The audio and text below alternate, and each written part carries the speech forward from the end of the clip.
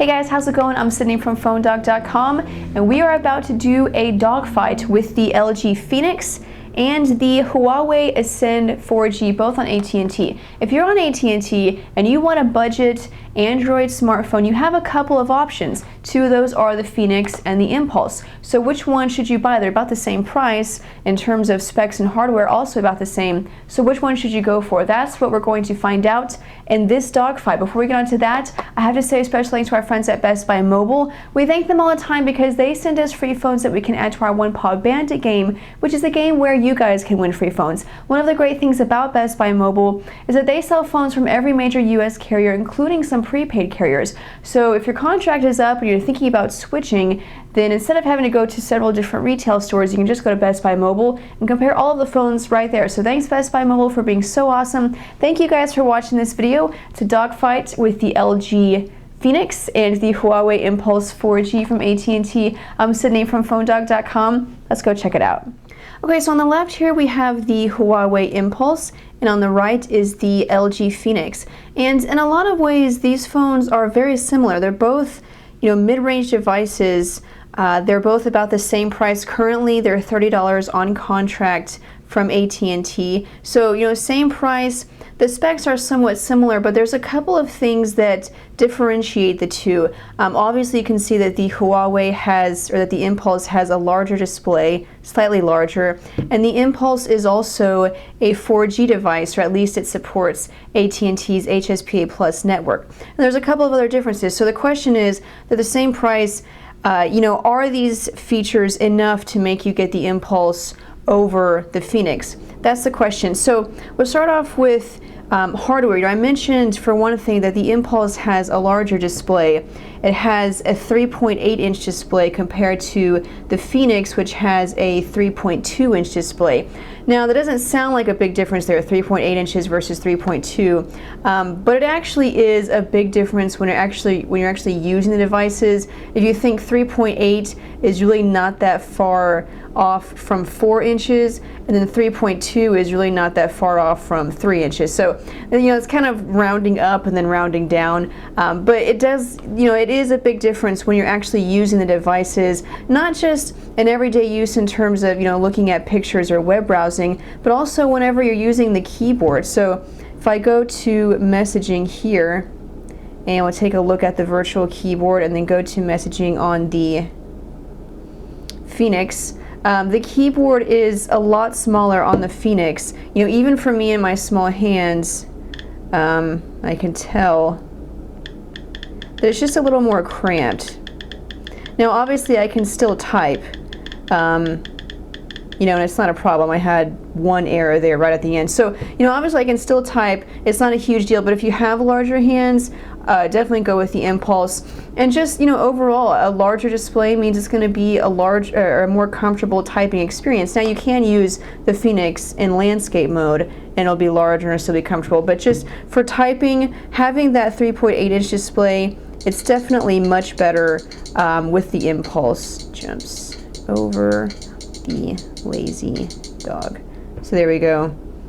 No mistakes, but I was just as likely to get no mistakes on the Phoenix. So personal preference, but obviously it's a no-brainer. Having a larger display is going to make typing a lot easier, and then just overall in general everyday use and web browsing, it's just a lot better to have a larger display. Now if we go back to this main display here, we'll talk a little bit about the OS, the UI. Obviously they're both Android devices. They both ship with Android 2.2. Neither one has been upgraded to 2.3 yet. I don't have any word on when they will or if they will. So both use Android 2.2, but you can see that the custom UI is different. In fact, the Impulse doesn't use a custom UI. So this is, on the Impulse, this is stock Android. This is what Android looks like with no manufacturer changes at all. So you can see at the bottom here, this dock has shortcuts for a phone, the app drawer, and then the web browser. You can't change these, but you can customize. For example, if you downloaded another web browser from the market, you can change the shortcut. You just can't change the icon or change it to another app. And then the notification bar, you can see it's just excuse me, sorry, I didn't even realize I had the phone out of the frame. In the notification bar, you can see there's no changes here, no toggle buttons. This is just plain Android. It does come with a few widgets. For example, this Wi-Fi hotspot widget that comes with the phone, because it can act as a Wi-Fi hotspot for up to 5 devices.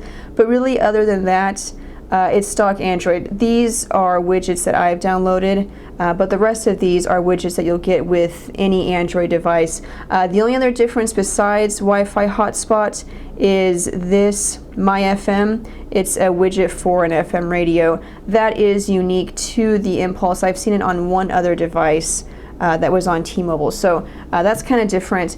So, but mostly, you know, it's just stock Android, and then we go to messaging. It's the same thing. This is just plain Android, and you get the swipe keyboard along with the Android keyboard. But if we go to the LG Phoenix, again, it's Android 2.2, but you can see there's a lot of changes here. For example, the dock at the bottom, this is different. This is a customization that LG has added. So you have shortcuts for phone, Twitter, or these you can actually customize. So I've changed this one to Twitter, but that's not what it was originally. But out of the box, it also has messaging in the web browser. And like I said, you can customize those to be, you know, whatever app you want it to be. And then this goes to the app drawer. Now the app drawer also looks different. So if we go here, this is the stock Android app drawer. You can see it has that 3D cube effect, whereas on the Phoenix, you can already tell it looks different. It's actually divided by categories. So you have applications, which are the applications that were installed out of the box, and then your downloads. You can, I believe, create new categories. Yeah, you can add a category, and then you can move items between each category. So, you know, in terms of LG's custom UI, I really like it. I think it adds a lot, but it's not too heavy. You know, there's some custom UIs that change virtually every aspect of Android, but this one adds just enough to make it pretty and functional, but, you know, not too much to where it looks cartoonish or too heavy. Some people don't like that. Along with the dock, you also have some toggle buttons. These are very useful. I love having these. It would be nice if, you know, stock Android had them, but it doesn't.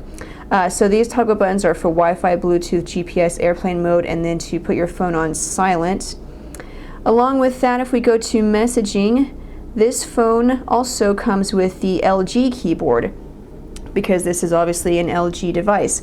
This keyboard is not great. I tested it out, and definitely not one of my favorites. I would recommend just using the Android keyboard, but you can of course download other keyboards from the Android market and, you know, find whichever one you like. You don't have to use those two.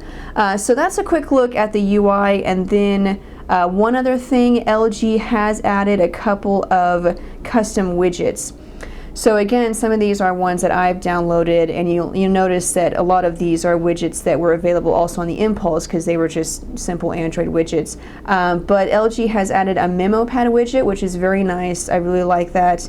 The messaging and music widget are a little different. Now, you can get that with any Android device, but LG has kind of tweaked them a little bit so they just look different.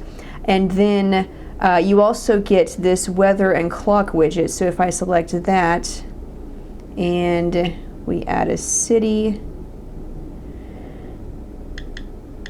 Dallas, just so you can see what it looks like. Dallas, Texas. Okay, so here's what the widget looks like. It'll show you the weather and the time. So it's a pretty nice looking widget, very useful.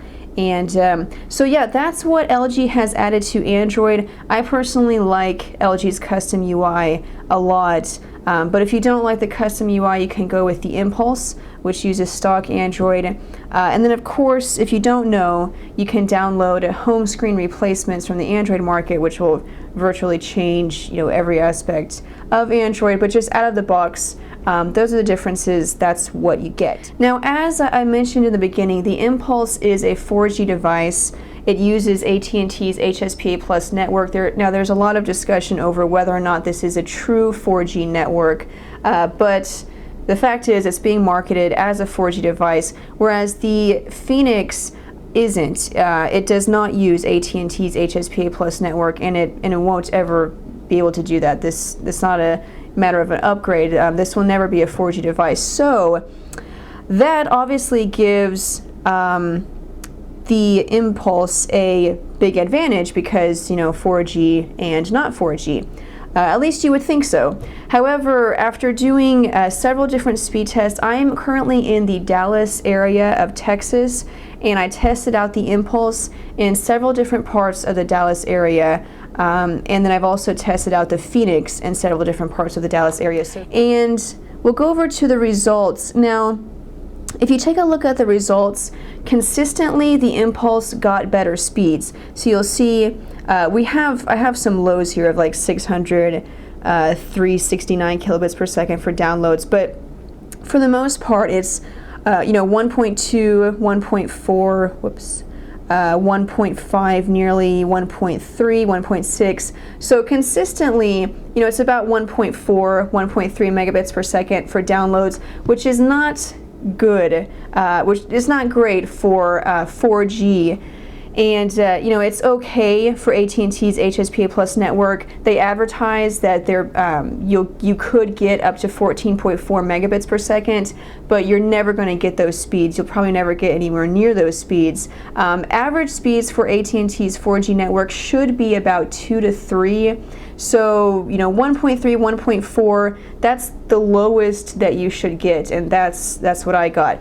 Now, if you take a look at the Phoenix, I did get one speed test where it was nearly 1.2 megabits per second. I got one where it was nearly 1 megabit per second. But, for the most part, it was 600, 700, and then, maybe 900 here and there. So, in terms of data speeds, the Impulse was consistently faster than the Phoenix, which is the way it should be because it's a 4G device. That being said, it was not as fast as 4G should be at all, and so, considering those speeds, it doesn't give it a huge advantage over the Phoenix like you think it would.